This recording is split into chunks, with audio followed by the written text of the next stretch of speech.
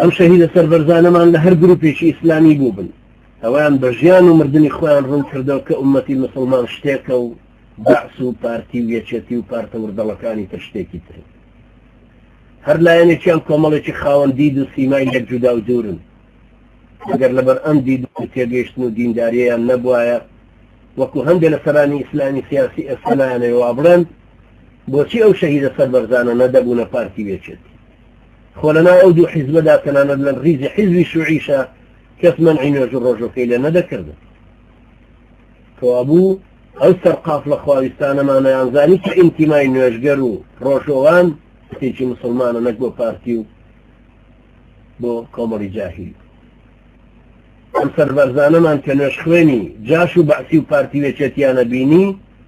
ئەیانزانی کە ئەمان لە ڕیزی ئەوانانین هەرچەنە نوێژیشەکە بۆیە ئەوانیان بیرە خستەوە کە بۆ مسلمان جائز نییە هەم مسلمان بێ و هەم جاش و هەم بەعسی و هەم پارتی و هەم یەکێتی یا گروپی و شەهیدبوونیشیان لە بیر و هۆش و لە واقعە ئەمانە سەلمان کەوابوو شەهیدان شاهیدی حەقیاندا و ئێمە شتیادیانەکەینەوە ئەبێ سوور بین لەسەر ئەو شاهیدیدانە یادی شەهیدانمان